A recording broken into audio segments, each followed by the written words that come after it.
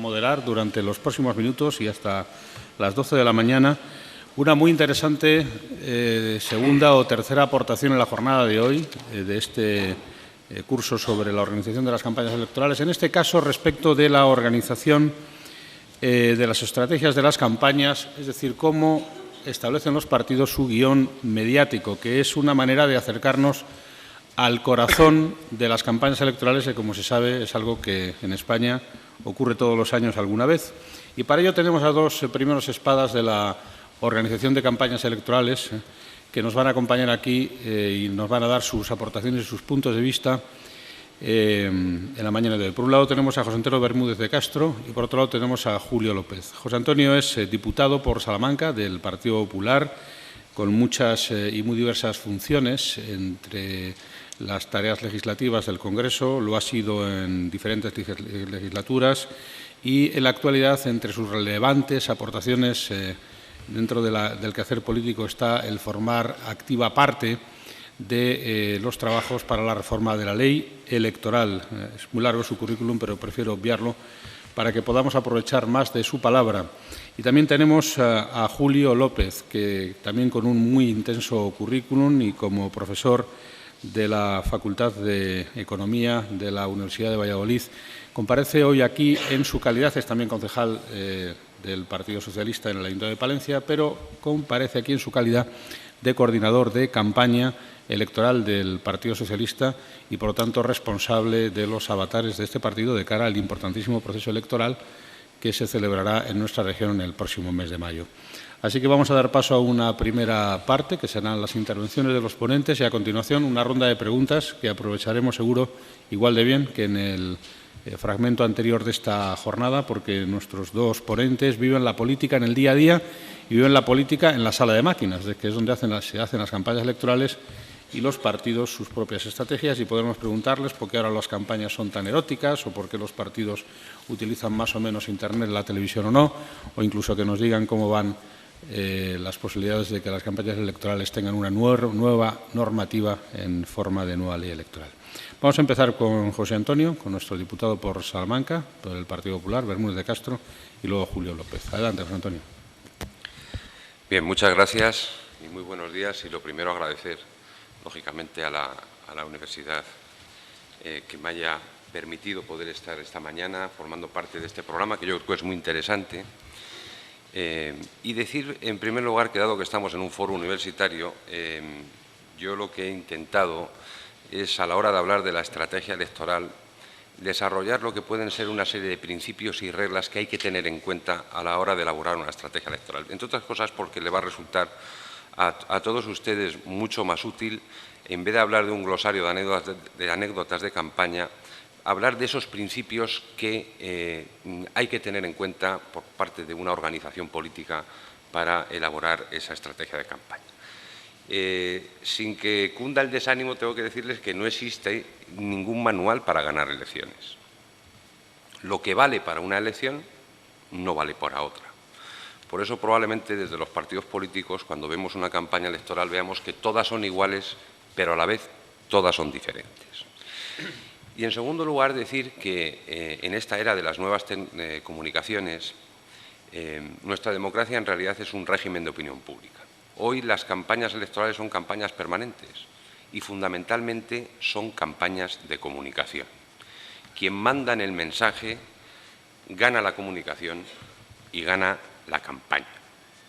Y, por tanto, toda campaña de comunicación, que vuelvo a reiterarles es permanente, obedece a una estrategia electoral. Es más, la campaña de comunicación yo entiendo que es el colofón, la síntesis, la conclusión de una estrategia electoral. Pero la estrategia electoral no forma parte de la campaña de comunicación. A veces se tiende, muchas veces desde los medios de comunicación, a preguntar a los partidos cuál es nuestra estrategia de campaña. Y el error de los partidos sería contarla. Porque las estrategias están para ejecutarse y nunca para contarse. En todo caso, yo hablaré de esas reglas a las que debemos de someternos los partidos. La primera regla está clara, es decir, una buena estrategia electoral puede conducir a la victoria y una mala estrategia electoral normalmente conduce a la derrota. parece una verdad de perogrullo. Pero también tengo que decirles que una buena estrategia para una campaña no necesariamente lo es para la siguiente campaña. Y me basaré, puesto que hablando de estrategia, normalmente la fuente del que los partidos vemos es la estrategia militar, de un ejemplo histórico que puede demostrar esa primera regla de las que acabo de comentar. Corría el año 1812 cuando Napoleón Bonaparte decidió invadir Rusia. Estábamos hablando de un momento en que Napoleón, prácticamente era el emperador europeo, estaba en pleno apogeo de expansión y tomó esa decisión desde un principio de superioridad. Hay que tener en cuenta que en aquel momento las tropas napoleónicas duplicaban a las tropas rusas, por tanto partía de un principio de superioridad. ¿Cuál era la estrategia que le había llevado al éxito en anteriores campañas a Napoleón? Pues una estrategia que seguro que conocen, que se sintetizaba en que la guerra debe abastecer a la guerra.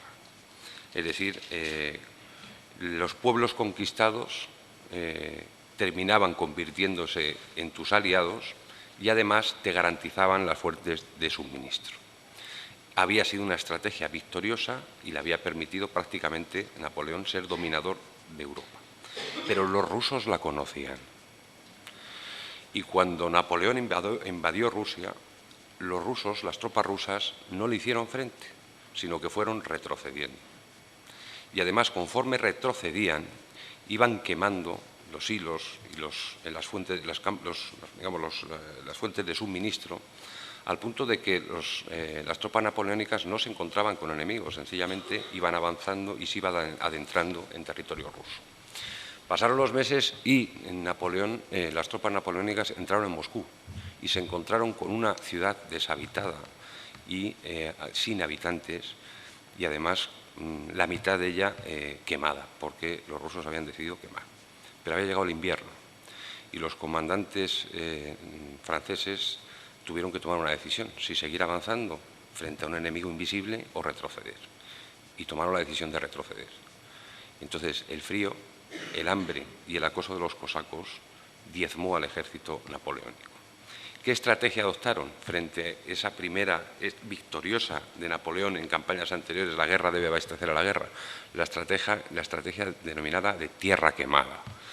Y al final, las tropas napoleónicas fueron diezmadas y de los 700.000 franceses que entraron en Rusia, solo regresaron 100.000. Y ahí comenzó el declive del imperio napoleónico. ¿Qué quiero decir con eso? Que no todas las estrategias victoriosas lo son en la siguiente campaña, política. Y por tanto, eso define muy bien lo que les decía al inicio de que todas las campañas son iguales, pero todas son diferentes. Y la segunda regla es que toda estrategia se basa en un diagnóstico de la realidad. A veces los partidos tendemos a ser muy voluntaristas, es decir, bueno, fijar objetivos muy altos. Pero yo creo que lo más importante es ser realista a la hora de definir una estrategia. Ser realista no significa que no seas ambicioso, por supuesto que debes de ser ambicioso y tienes que intentar crecer. Como dicen también los chinos, es decir, mejorar es el más amplio espacio de que disponemos, pero nunca voluntarista, porque el voluntarismo genera mucha ilusión, pero luego en muchas ocasiones también tanta o más frustración. Por tanto, toda estrategia debe basarse en ese diagnóstico de la realidad, en el conocimiento y la información. Antes han tenido ustedes una mesa con dos grandes sociólogos y, evidentemente, los partidos políticos, para hacer ese diagnóstico de la realidad, nos basamos, en muchos casos, también en las encuestas, en el conocimiento de las encuestas, no solo de intención de voto, sino para conocer cuáles son las preocupaciones fundamentales del conjunto de los españoles aquí, del conjunto de los castellanos y leoneses. Y, por supuesto, también en los resultados históricos. No es lo mismo una elección de carácter municipal que una elección de carácter autonómico, general o europeo. Y, por tanto, en los resultados históricos se ve perfectamente cuáles son los perfiles y las singularidades propias de cada elección. Había un general chino que escribió un libro que yo le recomiendo para hablar de estrategia, que se titula 13 artículos del arte de la guerra, que decía: conoce a tu enemigo y conócete a ti mismo. Si tuvieras que librar 100 guerras, serás 100 veces victorioso. Si no conoces a tu enemigo y te conoces a ti mismo, tus posibilidades de ganar o de perder serán iguales. Pero si no conoces a tu enemigo ni te conoces a ti mismo, solo contarás los combates por derrotas. Quiero decir que esa segunda regla de basar tu estrategia en el diagnóstico de la realidad, en el conocimiento de tu propia situación y la situación de tus oponentes políticos, es una regla fundamental para poder definir con claridad una estrategia. Y a partir de ahí, yo les decía al inicio que les voy a desarrollar sucintamente, porque no tenemos mucho tiempo, una serie de principios que hay que tener en cuenta a la hora de desarrollar un diseño estratégico. El primero de ellos, que guarda relación con la segunda regla, es la claridad de objetivo. Sobre información y el conocimiento de la realidad se trata de determinar lo esencial. ¿Qué quiero decir con esto? Quiero decir que en la vida política se producen un sinfín de noticias. De esto podría hablar mucho mejor que yo, Ignacio, pero para los políticos lo importante es saber distinguir los hechos de los acontecimientos. Quiero decir, noticias se producen todos los días, pero hay algunas que tienen trascendencia social, a las cuales los políticos tenemos la necesidad y la obligación de dar respuesta. Voy a poner un ejemplo quizás exagerado. El nacimiento de un hijo es un hecho que se produce todos los días. Aquí en Valladolid, en Castilla y León, nacen muchos niños. Pero el nacimiento del hijo de un rey es un acontecimiento porque se convertirá en príncipe. Es decir, perdón por la exageración, pero en muchas ocasiones hay noticias que tienen trascendencia, que forman parte de los puntos, del centro de interés de los ciudadanos, a los cuales tenemos la obligación, por su notoriedad, por su trascendencia, de fijarnos. Son en esas sobre las cuales tendremos que fijarnos a la hora de preparar una campaña electoral, teniendo en cuenta que el objetivo de una campaña electoral desde el punto de vista estratégico no siempre es la victoria. El éxito de una estrategia se mide por la capacidad de avance y en la parte, digamos, negativa por la capacidad o las posibilidades de retroceso. El segundo principio, siendo el primero la claridad de objetivos, sería la economía de medios. En una campaña electoral hay límites presupuestarios. Y, por tanto, entre otras cosas, porque venimos limitados por la ley electoral. Y, por tanto, en esa economía de medios necesariamente tenemos que optimizar los recursos. El tercer principio sería la seguridad. A eso lo sintetizaría diciendo que hay que minimizar los riesgos, que el mejor camino cuando se llega a una campaña electoral es el más seguro. Prever los riesgos para minimizarlos o, en cierta medida, eliminarlos, que yo creo que es también muy importante. A veces, cuando les decía antes que en estrategia se mide por la capacidad de avance o de retroceso, por la situación en que uno se encuentra, pues como James Bond, hay que sobrevivir para luchar otro día, porque digamos, la vida política pues, es como una carrera de maratón. Detrás de una campaña viene otra y, por tanto, no tienes por qué jugártela al todo o nada. A veces no estás en una buena situación y, por tanto, lo que se trata es, en ese objetivo que tú te trazas siendo realista, es mantenerte, no necesariamente mejorar. Avanzar paso a paso, consolidando posiciones, porque son pequeños avances los que pueden dar lugar luego a una gran victoria. Y lo primero que hay que hacer, desde ese principio de seguridad, es consolidar el terreno propio, porque a veces, por intentar conquistar el terreno ajeno, abandonamos el propio. ¿A qué me refiero a esto? Que muchas veces, y hay casos y ejemplos concretos, desde luego a nuestro partido en pasadas elecciones, en alguna comunidad autónoma nos ha pasado, que a veces por intentar conquistar el terreno ajeno, pues utilizamos un lenguaje y un discurso que no nos es propio. Y eso se puede pagar, se puede pagar. Desde luego nosotros lo podemos pagar, entre otras cosas porque como yo digo, en campaña nadie es de nadie. Incluso el más favorable a tus tesis pues puede, en un momento determinado, por desconcierto, por lo que puede escuchar, por un mensaje que le pueda sorprender o extraño, pues puede quedarse en casa. Y en muchas ocasiones pues se ha podido producir que por utilizar un lenguaje inapropiado, pues parte de tu electorado pues decide, bueno, de tu electorado, porque digo que nadie es de nadie, de tu anterior electorado en otros procesos electorales, pues se queda en casa, también por exceso de confianza. Por tanto, eso es algo que nosotros tenemos que ver. El siguiente principio sería el de racionalización del esfuerzo. ¿Qué quiere decir? Pues utilizar los esfuerzos que realmente se requieran de manera racional, sin crear obstáculos o dificultades innecesarias. En ese sentido, nuestro sistema electoral en algunas elecciones marca que en determinadas circunscripciones, ya cuando se convoca una campaña electoral, casi podemos adivinar el resultado. No se necesitaría ni siquiera a don Ricardo Montoro, que está allí detrás escuchándonos, para decirnos qué se va a producir, qué resultado va a haber en determinada circunscripción. Y, por tanto, los partidos políticos tenemos que establecer prioridades territoriales.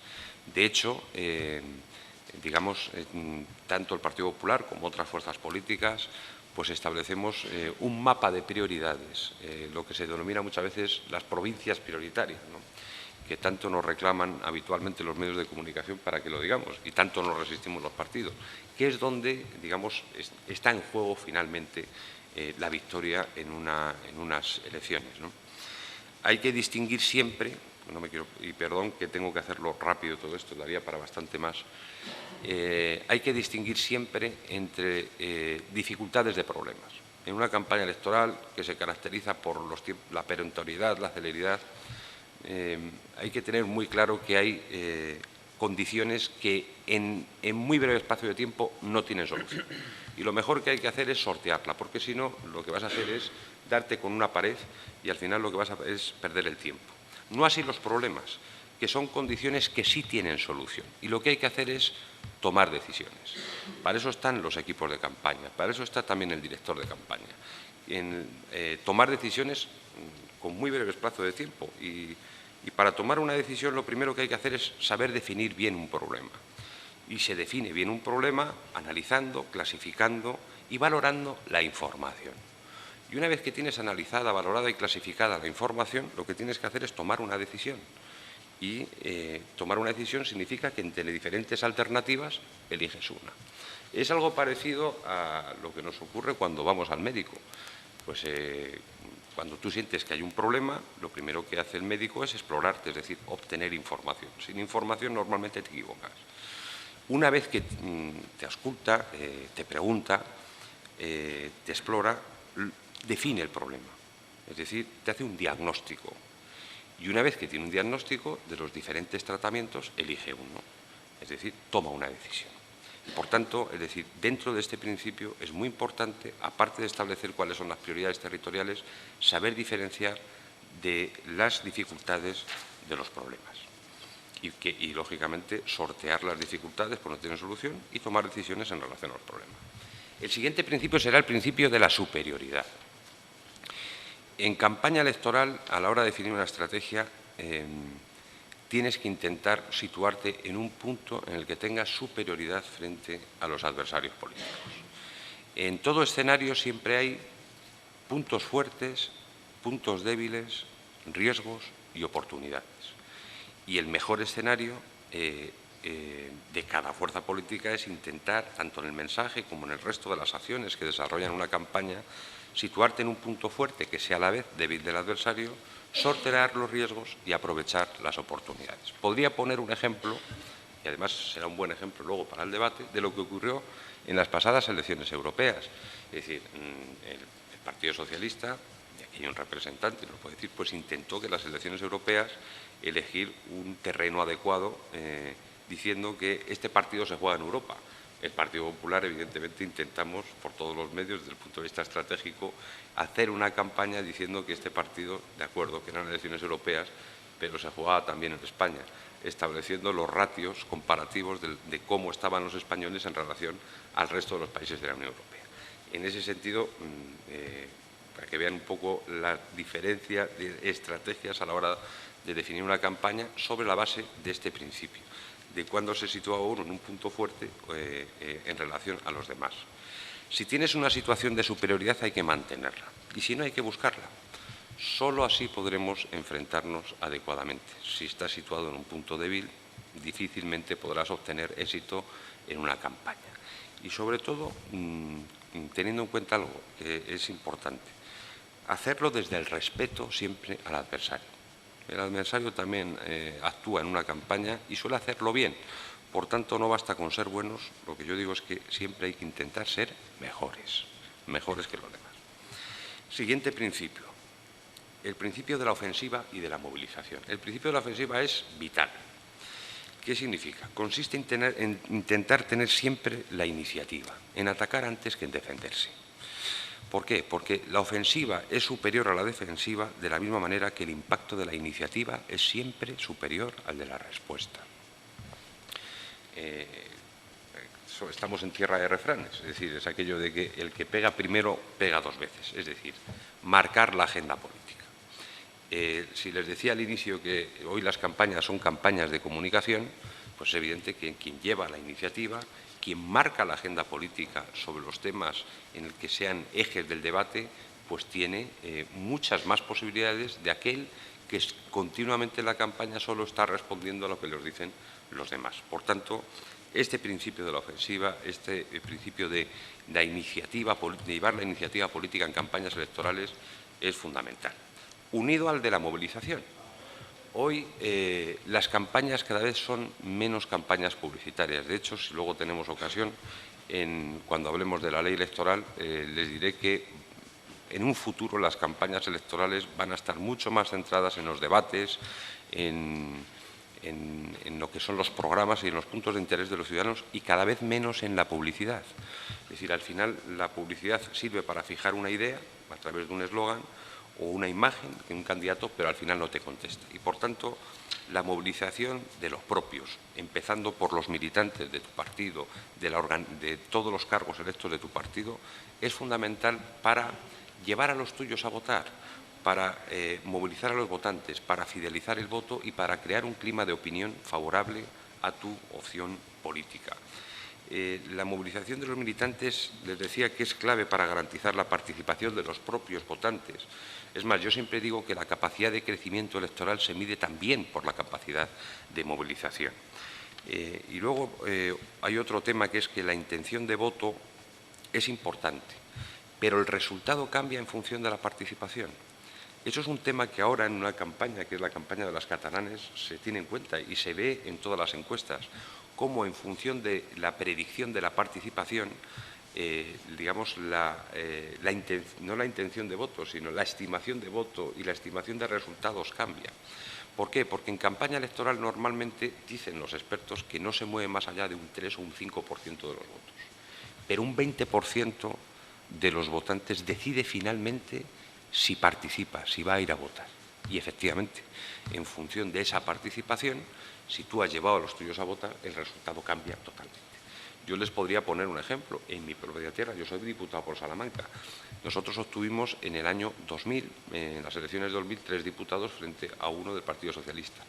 Y tuvimos los mismos votos que en las elecciones anteriores. Lo que ocurrió es que nosotros conseguimos llevar a nuestros votantes el día de las elecciones y otras fuerzas políticas solo consiguió llevar el 80% de los que le habían votado en las anteriores ocasiones.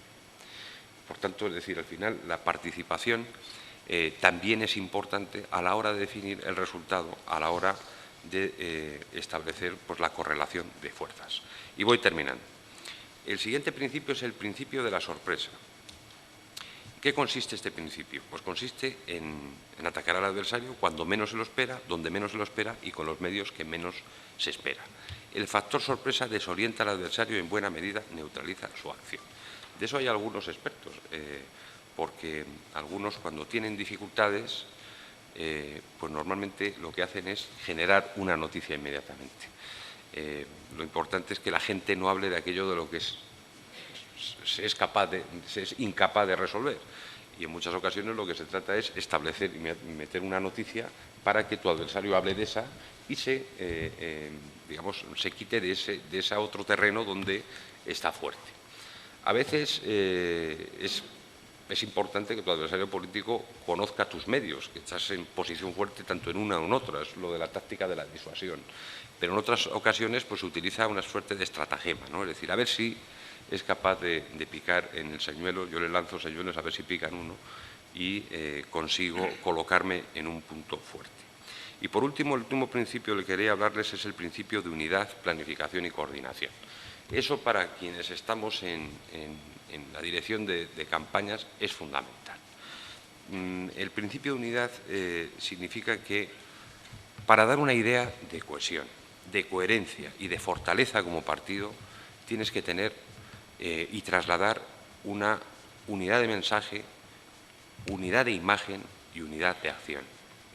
Porque de lo contrario, la gente pensaría que estás más que en un partido, pues que sería un guirigay, ¿no? Es decir, si uno dice una cosa en un sitio y otro dice luego la contraria en otra provincia, pues normalmente vas a trasladar una imagen de falta de cohesión, de falta de coherencia, y eso siempre se paga.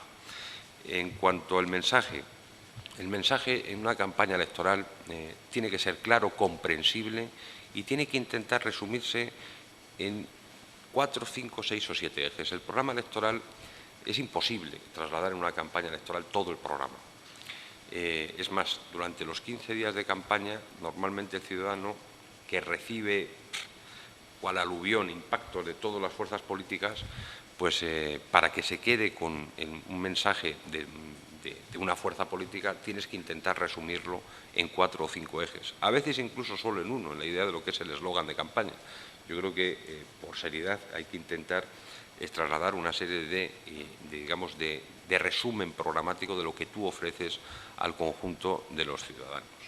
Y, por supuesto, la acción, la unidad de acción. Es decir, en esa unidad tienes que preservarla todos, desde los candidatos hasta el último militante. Es decir, intentar que se traslade pues esa idea de cohesión también desde todos los componentes que forman parte de una organización política.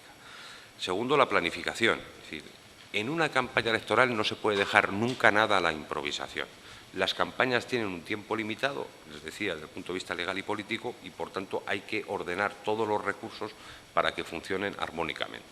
Y por tanto, desde lo que es el diagnóstico de la realidad y la definición de objetivos, después hay que seleccionar acciones y actores y el escenario adecuado, ordenar los recursos y ejecutarlos con un calendario que debe de ser permanente.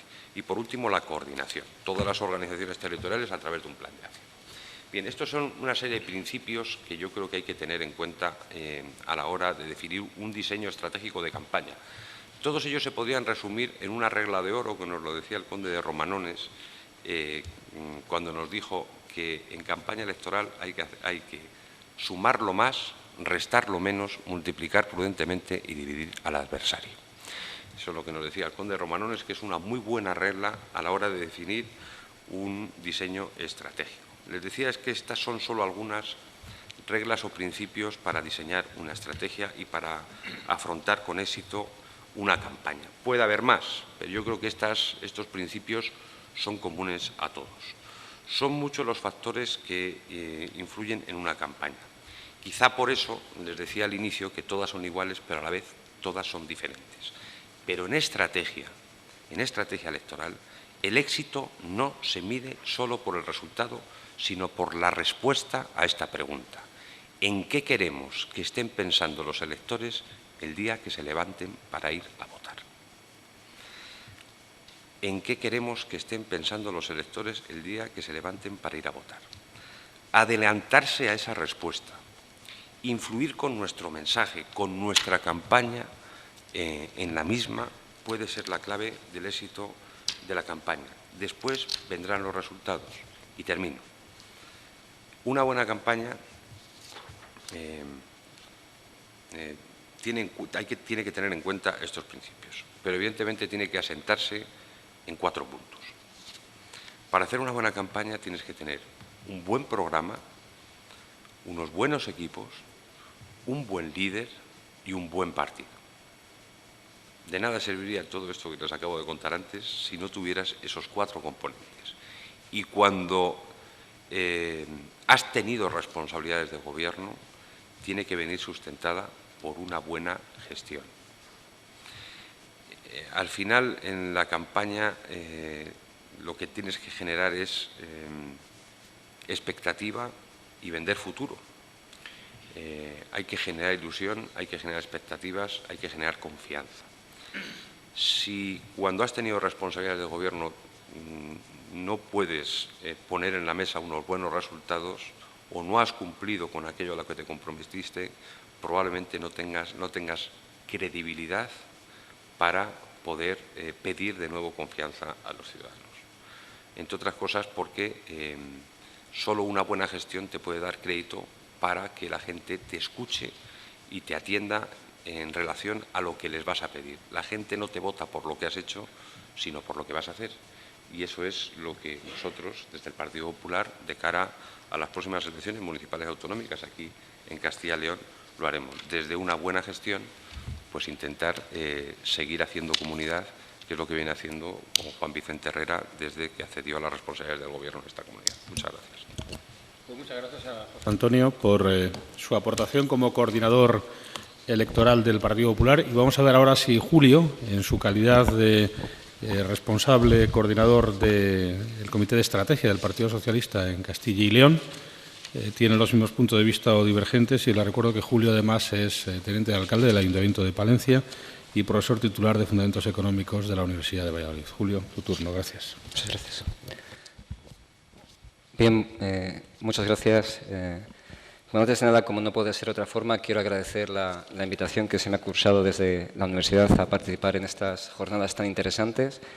Felicitarles por la iniciativa, que parece francamente muy positiva. Decir que estoy como en casa, en el sentido que, como bien han comentado, soy profesor de universidad. De hecho, luego a las 12 me tengo que ir a dar 2 horas de clase a la Facultad de Económicas sobre macroeconomía. Tengo que explicar el paro, la inflación y estas cosas, y por tanto me encuentro muy a gusto en este foro y por tanto espero, bueno, pues conseguir que vosotros estéis igual de a gusto con lo que os voy a comentar. Bien, comparezco como responsable de la estrategia electoral del Partido Socialista de Castilla y León. Me piden que hable de la estrategia de campaña. Voy a hacer lo siguiente, voy a hablaros un poco de lo que es campaña, de lo que es una campaña electoral, y luego voy a hablar de conceptos abstractos, genéricos, de lo que puede ser la estrategia, y lo intentaré ir adornando con algún ejemplo concreto de lo que estamos haciendo desde el Partido Socialista, de lo que constituye la estrategia del Partido Socialista en Castilla y León. La primera cuestión tiene que ver con el concepto de campaña. Como bien ha comentado mi predecesor en el uso de la palabra, una campaña electoral no se circunscribe estrictamente a los días o las semanas previas a la cita electoral. Podemos decir sin ningún tipo de duda que la campaña va mucho más allá. Podríamos hablar incluso de que existe una campaña permanente.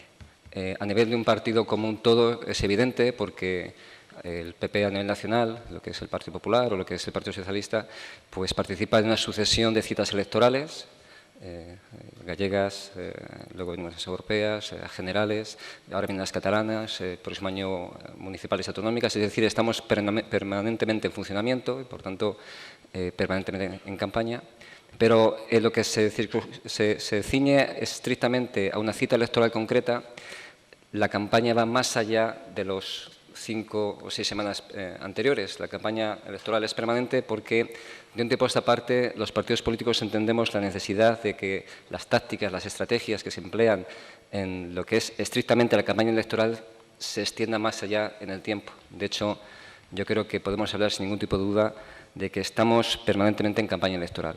Pero, ojo, estamos en campaña electoral en un sentido positivo del término. Normalmente el término campaña electoral tiene un sentido, una connotación negativa. En el fondo de la cuestión, porque todos imaginamos el término campaña como el acto en que el político va a pedir el voto y toda la gente piensa que va en beneficio propio, en su propio interés. Y en cuanto a las formas, porque entendemos que la campaña pues, es un acto en el que nos dan continuamente la lata, ¿no? Los políticos estamos pidiendo el voto, abordando con digamos, el reparto de publicidad de nuestras ideas, etcétera. No, campaña, en sentido estricto del término, es intentar emplear la estrategia y las tácticas que se utilizan en los días previos a la cita electoral durante un periodo de tiempo mucho más amplio. ¿Por qué es importante el tema de la campaña, digamos, estrictamente hablando, permanente?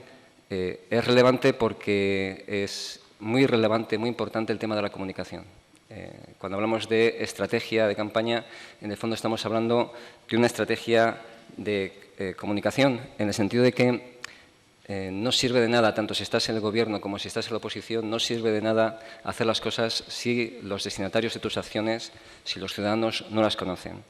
En un mitin para las elecciones generales que se produjeron en 2008, Felipe González dijo, pues creo que fue el último mitin que se hizo en Cataluña, mirando a Zapatero, dice, lo habéis hecho bien, pero no lo habéis explicado bien.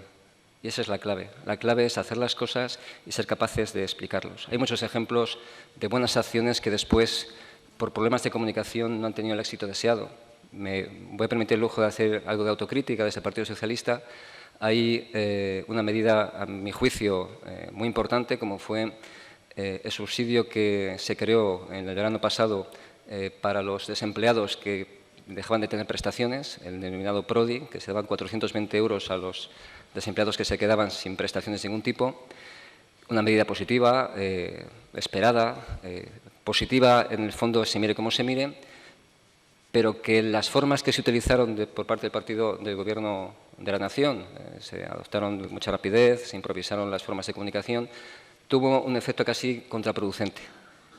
La medida en el fondo era buena, pero la forma de comunicarlo fue desafortunada.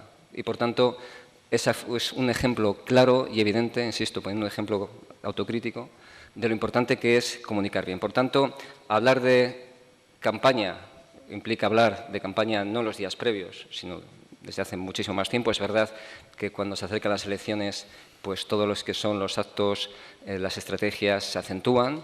Por eso estamos aquí invitados, porque faltan unos meses para las elecciones. Hace 2 años no nos hubierais invitado para hablar de esto, pero nosotros estamos trabajando de una forma permanente. Y después que seamos conscientes de que la estrategia supone hablar de comunicación. Esa es la palabra clave, ¿no? Comunicación. Entonces ya me centro en la estrategia de comunicación. Lógicamente, la estrategia de comunicación es muy diferente en función de, por ejemplo, el tiempo que falte para la cita electoral que sea. Es diferente en función de que se esté gobernando o de que se esté en la oposición. O es diferente si estamos hablando de elecciones en el ámbito nacional, en el autonómico o en el local. A nivel de que quizás estoy aquí invitado como responsable de estrategia del PSOE de Castilla y León, tenemos que decir que llevamos mucho tiempo trabajando de cara a las citas, a la cita autonómica y municipal del próximo mes de mayo. Se creó un comité de estrategia del cual soy yo coordinador pues hace ya 7 u 8 meses. En el cual tenemos claras una serie de cuestiones que, insisto, voy a trasladaros primero desde un ámbito un poco genérico y después adornando con ejemplos concretos. A nuestro juicio, ¿cuáles son los aspectos fundamentales que tiene que cuidar toda estrategia? Pues son 4 los aspectos fundamentales. Lo que es el canal de comunicación, segundo, el candidato, tercero, el mensaje y cuarto, el papel del partido. 4 patas, por decirlo de alguna forma, 4 patas de un banco fundamental. Canal de comunicación, mensaje, candidato y partido. De todo ello os voy a hablar de una forma muy esquemática para que luego tengamos tiempo para poder debatir y responder a las preguntas que estiméis oportunas. Voy a empezar por el canal de comunicación. El fondo de toda estrategia, de todo partido, es mejorar la eficacia del canal de comunicación, porque, insisto, lo relevante es llegar a los ciudadanos. Lo importante es llegar a la ciudadanía. Tanto si estás gobernando como si estás en la oposición, lo importante es llegar y explicar cuáles son tus ideas, qué es lo que estás haciendo, qué es lo que vas a hacer si gobernaras. Para mejorar la eficiencia del canal de comunicación, no voy a decir nada nuevo, de hecho, ahí más adelante tendréis ocasión de hablar con más detalle. A todos los partidos políticos estamos en el intento de complementar el empleo de los tradicionales medios de comunicación, básicos e indispensables, con unas nuevas fórmulas que tienen que ver con las nuevas tecnologías. Ha habido una reciente encuesta en la que dicen que a la hora de tomar decisiones de compra de los ciudadanos, el 90% de ellos se fía, en primer lugar, de las recomendaciones personales.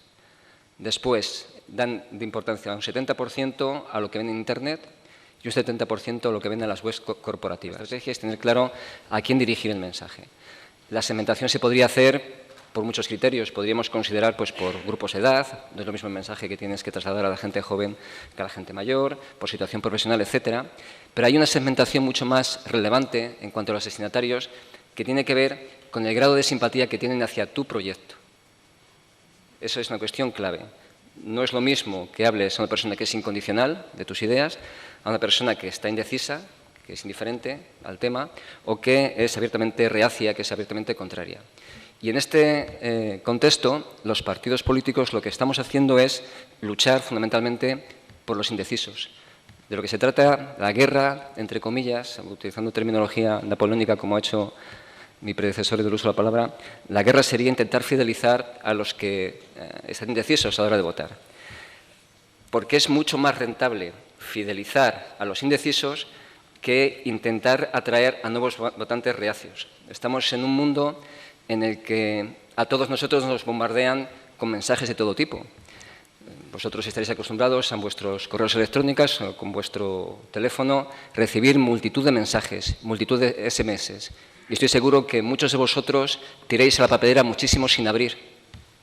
Tiréis muchísimos a la papelera de reciclaje sin abrir. ¿Por qué? Porque estamos en un contexto en el que solamente nos abordan con tanta información, partidos políticos, empresas, demás, nos abordan con tanta información que al final solamente nos preocupamos de aquellos mensajes que provienen de aquellas cuestiones que nos interesan. Y en el ámbito de lo político, de aquellos mensajes que vienen de centros a los cuales tenemos simpatía, de los medios a los cuales tenemos simpatía. De lo demás nos olvidamos. Por tanto, hay que intentar conseguir un canal de comunicación que sea lo más popular posible.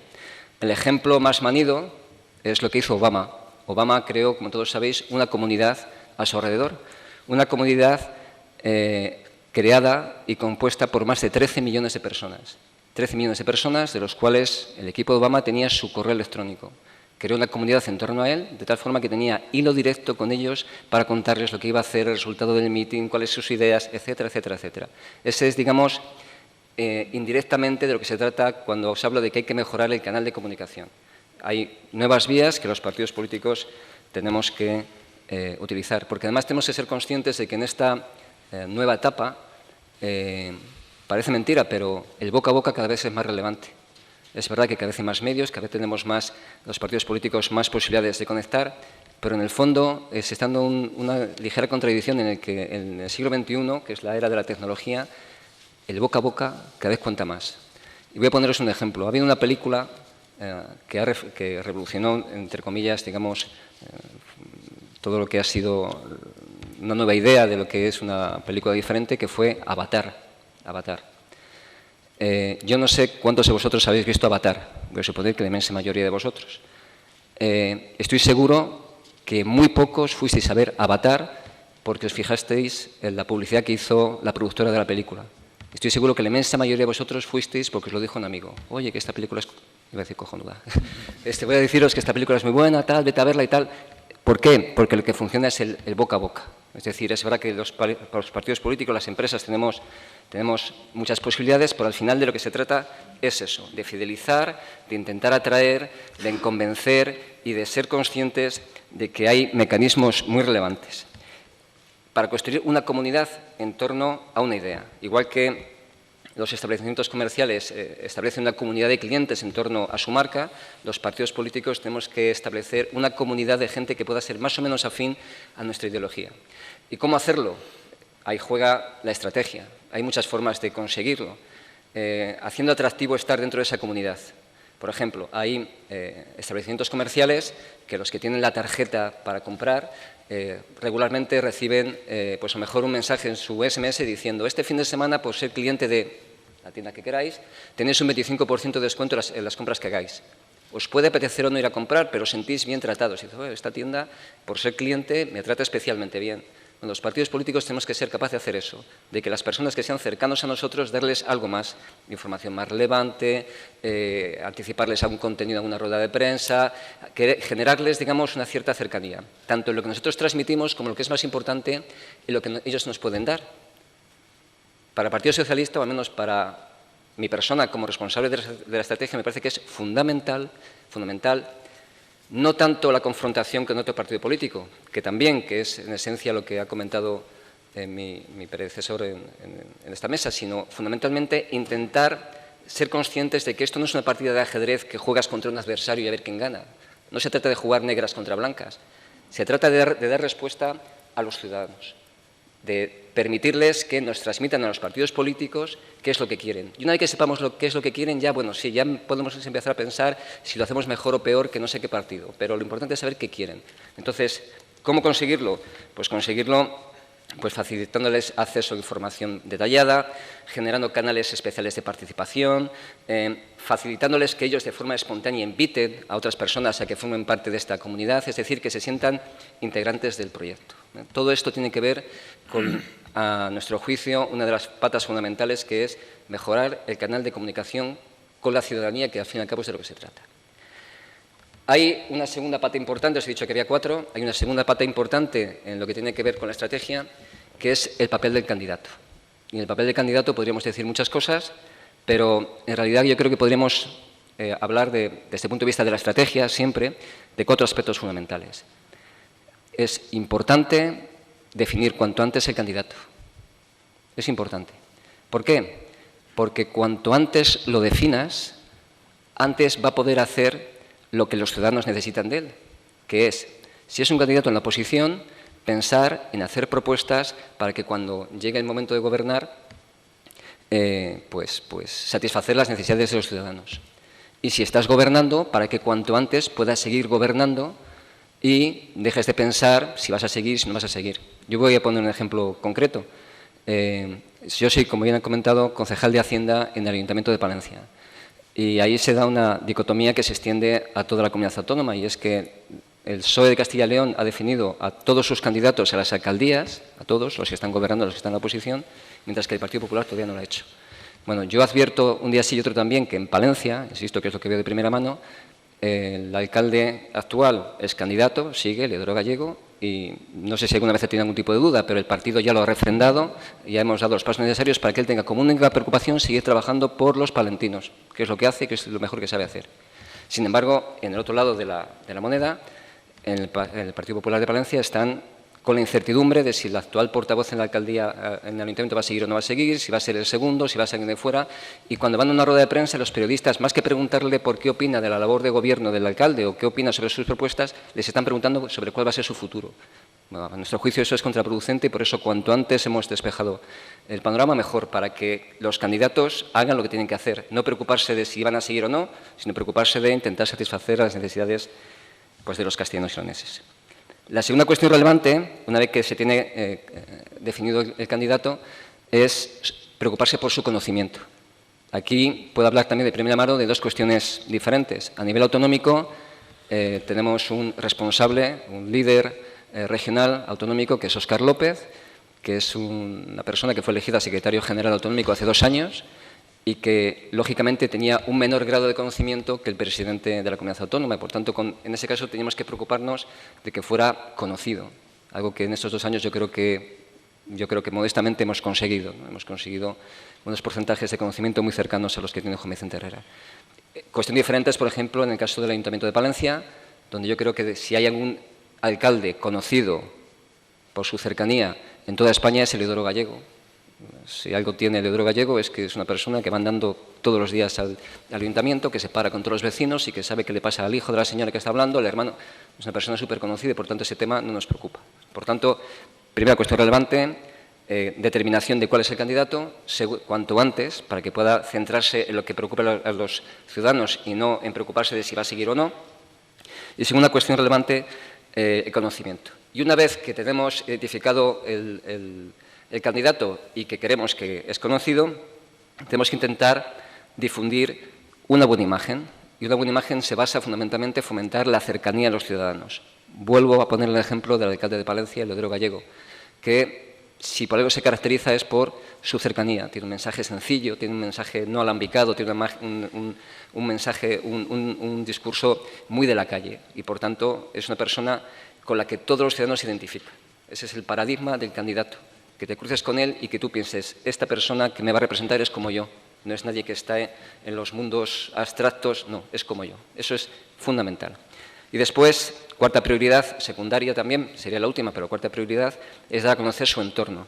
Que efectivamente se sepa que el candidato, fijaos, estoy hablando de momento solamente del canal de comunicación y de la persona, no hablo del mensaje, que las personas se identifiquen con él, que sepan que es una persona normal, ¿no? Que en el caso de Óscar López, una persona joven, 37 años, casado con 2 niñas, que tiene las mismas aficiones que nosotros, que es de la generación de 2.0, ¿no? Con el mundo de Facebook, de Twitter.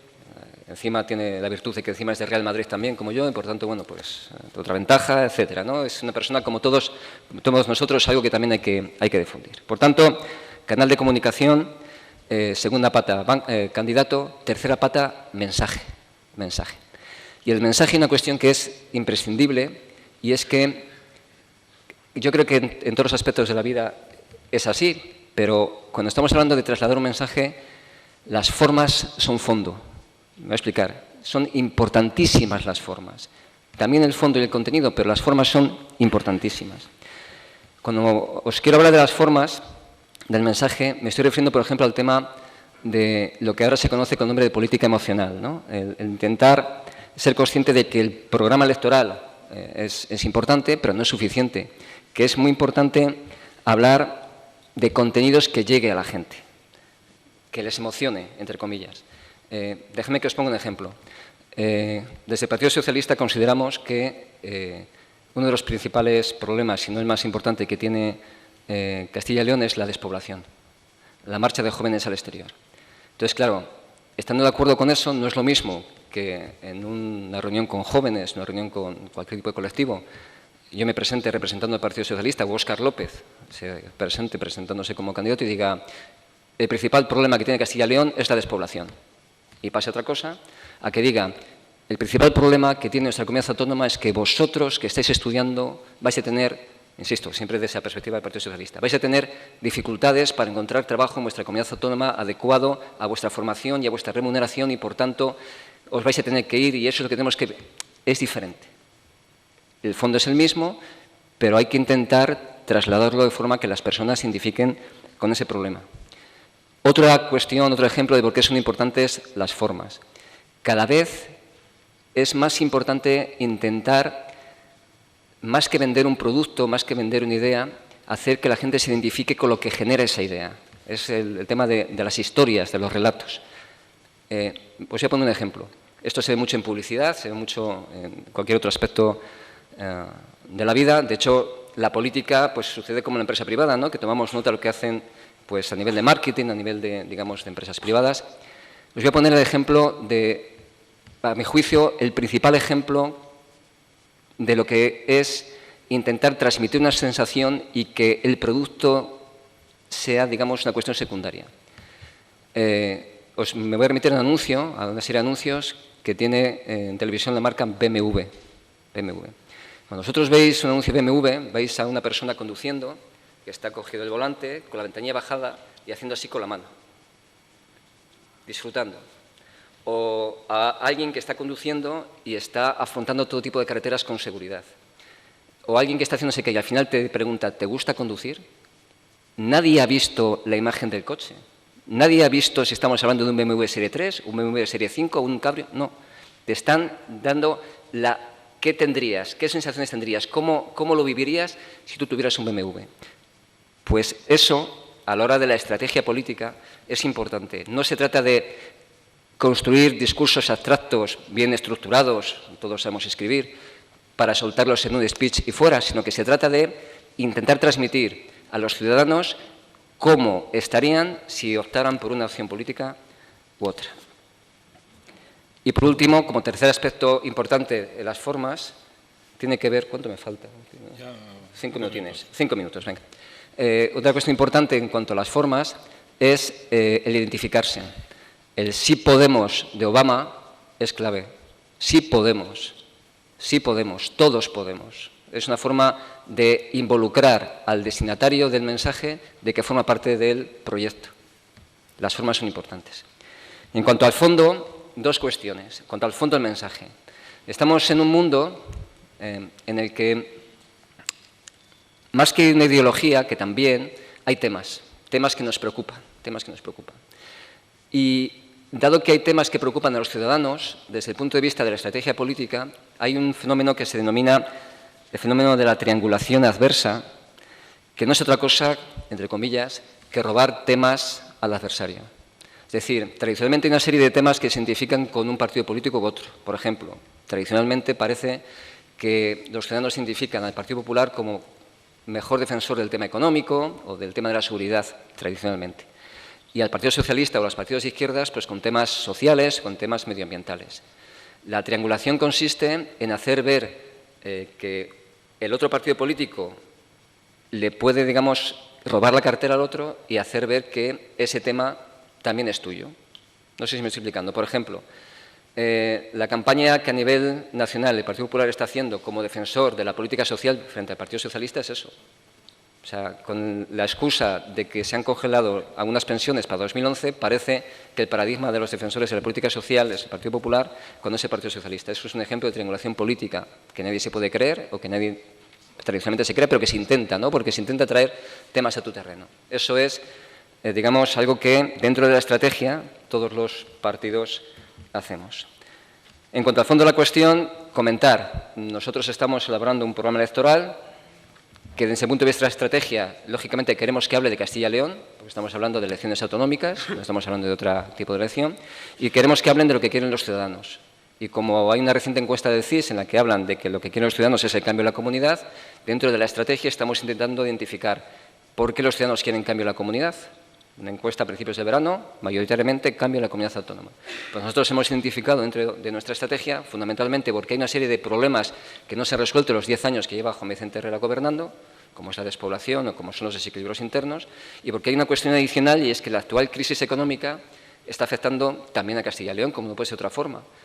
Y hay que decir que en materia de política de empleo, quien tiene la competencia exclusiva es la Junta de Castilla y León. Por tanto, esas son las dos patas que nosotros utilizaremos dentro de nuestra estrategia para hacer ver que la mejor opción alternativa es el Partido Socialista. Voy acabando.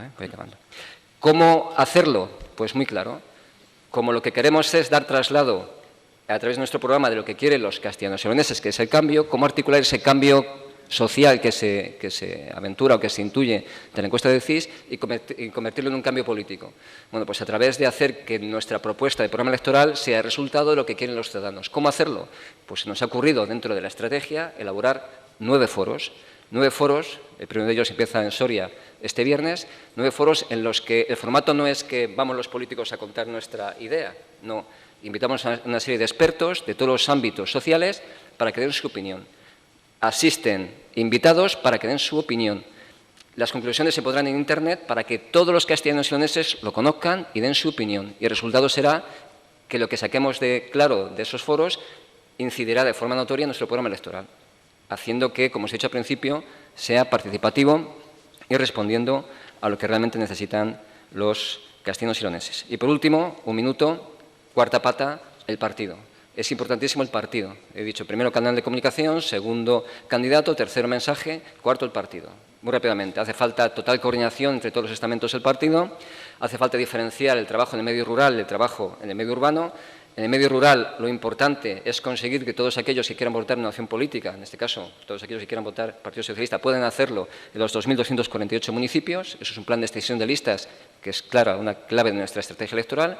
Y en el ámbito urbano hay muchas capitales de provincia, muchas capitales en las que en el mismo acto se vota más al candidato municipal que al autonómico.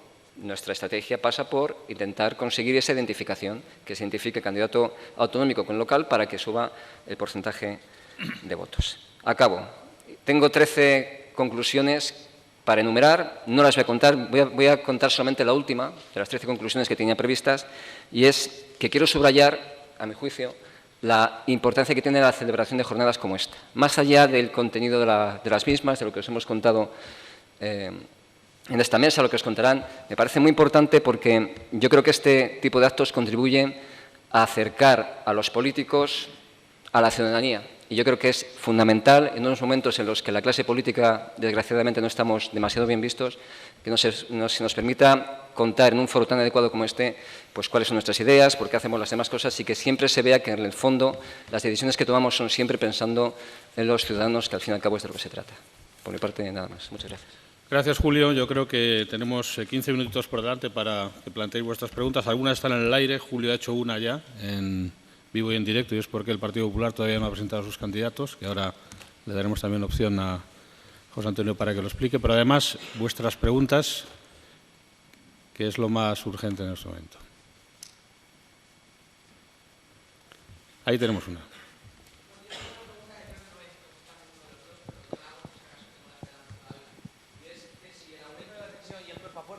Viviendo entre PP y PSOE, se debe a una estrategia bipartidista para evitar la fuga de votos a otros partidos. Es decir, que si cada vez nos palos entre vosotros para que se olviden a los partidos como UPyD o Nuestra Izquierda Unida. ¿A quién se la planteas? ¿A los dos? Bueno, yo tampoco pienso que el Partido Popular está haciendo una oposición tan dura. Es decir, yo creo que el Partido Popular está presentando alternativa a la situación económica que existe. El Gobierno da la espalda continuamente a las propuestas que el Partido Popular ha presentado. En alguna medida, al inicio de este año, quiso decir que la crisis poco menos que no era culpa del Gobierno, sino era culpa de una situación internacional o incluso del Partido Popular. Y, bueno, lógicamente nosotros tenemos la responsabilidad de decir la verdad a los españoles. Y, evidentemente, la verdad no se mide por un discurso. Lamentablemente, la verdad de la situación que ocurre en España se mide por los resultados. Yo siempre digo que el progreso no se predica, se mide por resultados. Y a la vista está de cuál es la situación que hoy vive la sociedad española, les guste más a unos u otros. Julio. Sí, yo tampoco creo que sea una actitud premeditada la confrontación. Por poner un ejemplo, a nivel de Castilla y León, el Partido Socialista ha demostrado que puede colaborar con el Gobierno, como es el pacto en materia de cajas, que conocéis, se ha sacado adelante una serie de fusiones entre las cajas de la región y ha sido con el apoyo del Partido Socialista. Se está negociando un tema que es el plan de convergencia interior necesario para que se disminuyan las divergencias en el interior de la comunidad autónoma y también se está negociando con el Partido Socialista. Y, sin embargo, eso no puede ser, digamos, impedimento con que en los aspectos que nos parecen mal, pues lo digamos, como por ejemplo los presupuestos generales que ha presentado la Comunidad para 2011 y nos parecen francamente nefastos. Pero, por concretar un poco el tema a nivel nacional, hombre, yo creo que si hay algo que los ciudadanos conocen es que efectivamente tenemos una crisis, que no es menos cierto que el origen viene de fuera de España, que se puede haber gestionado mejor o peor. Eso, por supuesto, el Partido Popular tiene una idea y el Partido Socialista tenemos otra, pero lo que todo el mundo estamos de acuerdo es que el Partido Popular no ha presentado ni una sola propuesta de salida de la crisis a nivel nacional y esa es, digamos, la lectura que todos hacen. Por tanto, la confrontación la está buscando el Partido Popular porque en lugar de hacer propuestas, lo que tenemos es que el señor Montoro, cada vez que sale, pues dice que cualquier medida genera paro y déficit. Y con ese discurso llevan así 6 meses. Más preguntas. Aquí tenemos una, allí tenemos otra. Sobre lo que todos conocemos como campañas electorales, es decir, los días previos a unas elecciones, los partidos políticos cumplen una agenda mediática. ¿Quién establece esa agenda y cómo se financian esas campañas electorales? Es decir, los viajes de los distintos candidatos y demás. Empiece. José Antonio. No, que empiece. Empieza Julio. Yo ahora. Te da la alternativa. Bueno, el sistema de financiación de los partidos políticos viene definido en la ley de partidos y, por tanto, aquí no hay ni trampa de cartón. No tenemos, como en otros países, la posibilidad de financiarnos con donaciones anónimas hasta un nivel. Aquí tenemos máxima transparencia y, por tanto, ahí no hay ningún tipo de duda para ningún partido. Eso está bien arreglado. En cuanto a quién define esa agenda, insisto, vamos a ver, son 15 días en los que, en el fondo, lo que se trata es de generar tensión para que, en nuestro caso, la gente se movilice, se identifique y vaya a votar.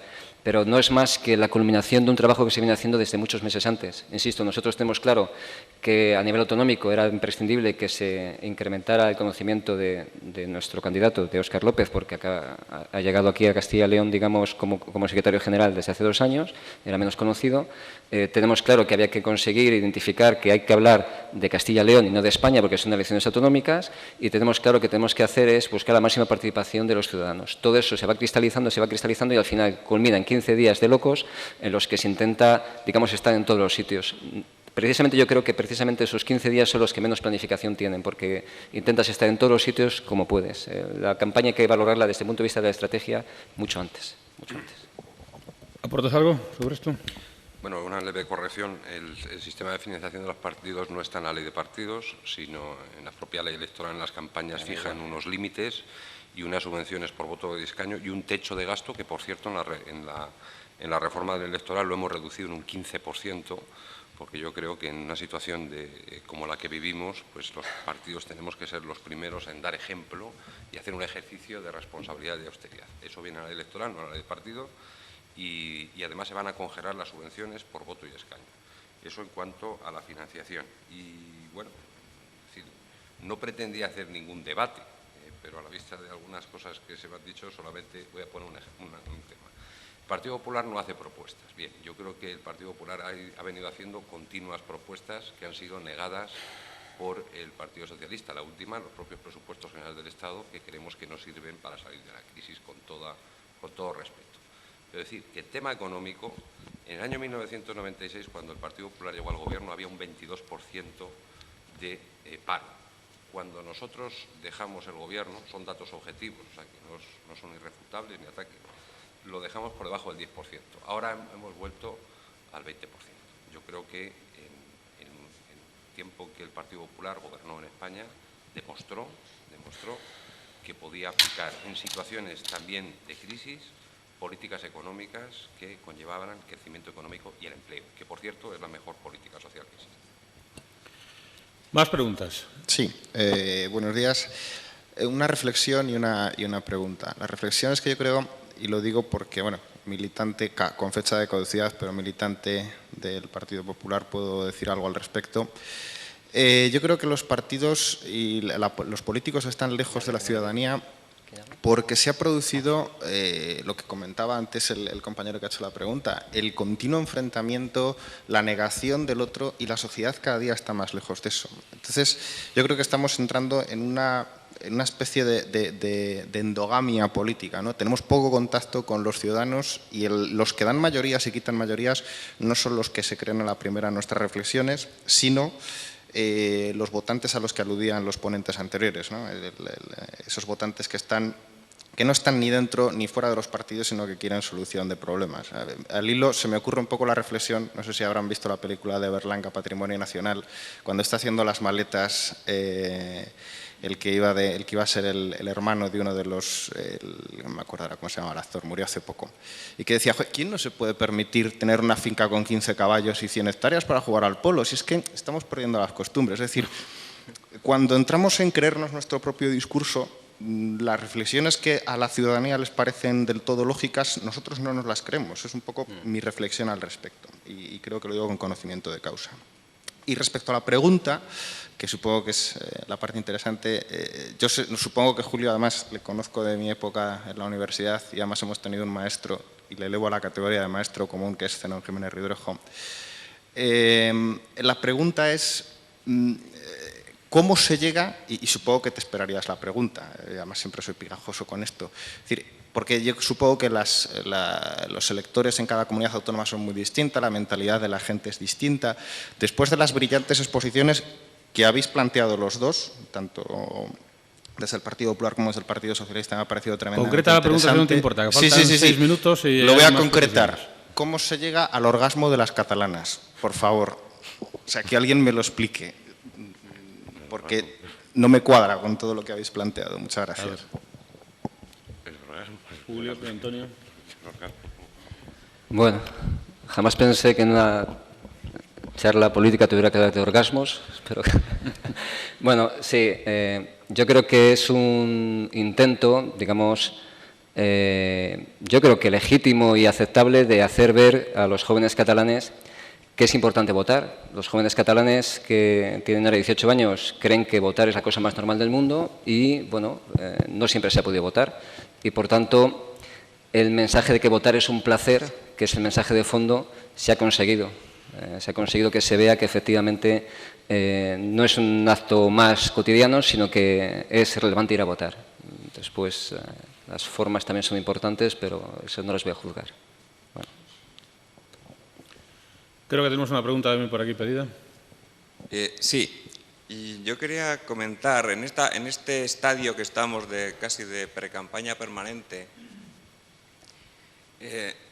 ambos han comentado la importancia del partido, ¿no?, como núcleo que además da peso y que da confianza y demás. Pero yo creo que hay una figura que ha surgido mucho últimamente, que es el efecto de los globos sonda, estas noticias de supuestas medidas políticas que se lanzan, nunca se sabe si desde gobierno u oposición, pero que sí generan una polémica y en función de esa polémica, también al hilo de las encuestas de antes, parece que determinan determinadas actuaciones, ¿no? Entonces, no sé hasta qué punto se ve o no la peligrosidad de estos globos sonda, incluso por quien les emplea, y segundo, el riesgo de que ese partido, esas siglas que son tan trascendentes, ¿no?, por unos y por otros, queden en un momento dado desplazadas si surge un movimiento capitaneado quizás por un líder que sí tenga esa capacidad de atractivo y que en un electorado agotado de globosonda, del desgaste de unas eternas campañas electorales de 4 años y demás, emerja incluso por encima de la ley DON, incluso por encima de la localización en Madrid o zonas donde pocos votos te dan mucho resultado y digamos, al traste, digamos, con el establishment de grandes grupos con todo detrás, ¿no? Sí, interesante tema. Sí, Julio. Sí, bueno, muy rápidamente. Claro, el tema de los globos sonda no tiene tanto que ver con el tema del partido, sino que cuando estás gobernando es posible que te metes en tu despacho, tomas decisiones y no eres muy consciente de si pensando en los ciudadanos la decisión que vas a tomar es más o menos acertada o no. Quizás el problema es quién lanza el globo sonda. Si el globo sonda lo lanza Zapatero o Juan Vicente Herrera después de una rueda de prensa, puede ser problemático porque se puede malinterpretar. Pero si lo hace un técnico, un segunda fila, un subsecretario de Estado, te puede ayudar a ver si la decisión es acertada o no. Los globos sonda siempre han existido. Yo me acuerdo que hace muchísimos años, cuando gobernaba el Partido Popular, un experto en temas de pensiones, el profesor José Barea, que era asesor en materia de reforma de pensiones del Partido Popular, digamos, salió a la palestra diciendo que, bueno, que hay que reformar el sistema de pensiones porque puede estar complicada la supervivencia del mismo. Y el resultado fue pues una reacción en masa. No pasó nada porque era simplemente un globo sonda. El problema que tenemos por diferenciar los globos sonda de los que no lo son es que ahora existe una necesidad, por eso se afronta en primera persona por parte del presidente del Gobierno, una necesidad que hay que abordar por muchos motivos, ¿no? Eso en cuanto a los globos sonda. Yo creo que siempre es importante para ser un poco sensatos de si lo que vamos a hacer es acertado o no. En cuanto al riesgo de que salga una figura populista, siempre la hay. Es decir, siempre puede surgir una persona que esté dispuesta a decir los que los ciudadanos quieren escuchar y que yo esté hablando contigo y te diga que quiero subir las pensiones y os hable con vosotros y que os diga que las quiero bajar, pensando en que hay una pared entre vosotros y no os vais a escuchar. Siempre existe ese riesgo. El otro día me enteré que según no sé qué encuesta Telecinco, Belén Esteban sería tercera candidata más votada a las elecciones. Bueno, pues contra este tipo de historias parece difícil, digamos, luchar a priori. Después dudo mucho que a la hora de la verdad, si los ciudadanos tienen un mínimo de responsabilidad, se decanten por una opción descabellada, ¿no? José Antonio. Sí, yo coincido con lo que se ha dicho. Lo que ocurre es que en algunas ocasiones, cuando los globos sonda son permanentes, pues lo que se está trasladando es una idea de incertidumbre, de falta de seguridad, de falta de horizonte, de falta de objetivo, de falta de proyecto. Y eso evidentemente aumenta la desconfianza, que yo creo que es, antes he hablado de la encuesta del CIS, yo creo que es lamentablemente el mayor problema que existe en España. La desconfianza, que afecta desde el punto de vista político, desde el punto de vista económico, desde el punto de vista social. Y evidentemente desde el punto de vista empresarial, porque se traslada en un momento de crisis económica. Y por tanto, fin, en algún momento puedo coincidir que es bueno, es decir, que se produzca un debate también, que tú abras un poco a la sociedad sobre un punto concreto. Pero cuando eso se hace de manera permanente, yo creo que puede convertirse en un factor negativo de incertidumbre y de aumentar la desconfianza. Y, por cierto, coincido en un tema que es importante. Queda una semana en las elecciones catalanas. Las encuestas no aventuran una buena participación y yo creo que eso es malo para la democracia. Probablemente yo no puedo aplaudir a lo mejor el vídeo que han hecho Juventudes Socialistas allí, podría haberse hecho de otra manera, como a lo mejor otras cosas no nos aplauden a nosotros. Pero yo espero, desde luego el Partido Popular lo va a intentar y espero que el Partido Socialista de Cataluña también, que se anime a los catalanes a votar, porque es muy importante para la democracia y que esa desafección pues se corrija y que el futuro gobierno de la Generalitat lo decidan pues una importante mayoría de los catalanes y no solo la mitad del electorado, como aventuran algunas encuestas. Voy a hacer yo la última pregunta ya final, porque nuestros contertulios tienen que marchar con la intención de conseguir una respuesta corta, precisamente en una pregunta sobre las respuestas cortas. En el lado este de la Casa Blanca, en un debate electoral, el presidente Bartlett, respecto de las respuestas cortas de las campañas electorales, dice que en el mundo no hay un bien absoluto y un mal absoluto, excepto en aquellos días en que hay batallas y que normalmente suelen terminar con bajas, pero por lo general las respuestas cortas a los problemas amplios suelen inducir a la confusión. Y vosotros habéis dejado aquí sobre la mesa que las próximas campañas electorales van a ser campañas de redes sociales. Me imagino que de Facebook pasaremos a Twitter, que no admite más de 160 caracteres.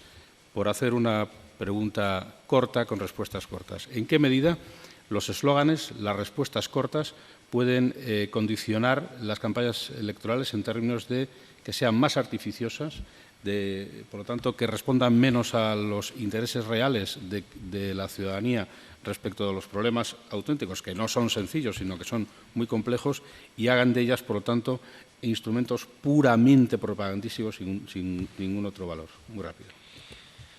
Bueno, algunos están acostumbrados a hacer campañas de marketing, algunos son buenos, otros quizá no seamos tan buenos en temas de marketing y, desde luego, lo que nosotros vamos a hacer son campañas de propuestas. Por cierto, las futuras campañas electorales, con la reforma de la ley electoral, van a estar centradas en el debate, las propuestas y los programas, porque hemos eliminado las precampañas desde el punto de vista publicitario.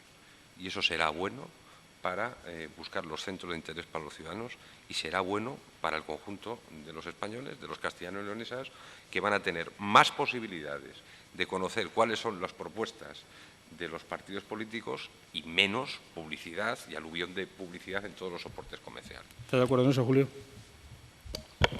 Sí, yo comentaré una cosa, que es verdad que las nuevas tecnologías lo que van a hacer es complementar los mecanismos tradicionales de comunicación, pero que en el fondo, al final, lo realmente relevante es cuáles son las ideas que tenemos los partidos políticos para que en el caso de que gobernemos poderlas implementar. Eso es algo que, insisto, no se hace en los últimos 15 días, sino que se hace durante mucho tiempo antes y al final concretar una cosa, que es verdad que las nuevas tecnologías son importantes, pero lo realmente relevante es después el debate.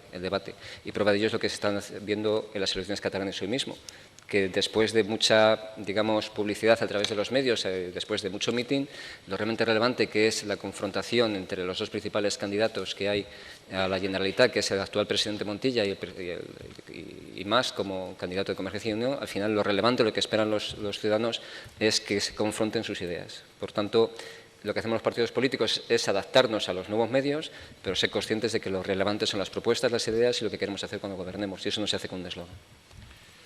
Muy bien, pues muchísimas gracias a ambos, a José Antonio y a Julio, por haber participado en esta mesa redonda y a vosotros también por vuestra escucha y participación. Y después de un breve paréntesis, ya sabéis que el próximo turno es para Miguel Ángel Rodríguez, que nos explicará cómo se construye un candidato. Muchas gracias.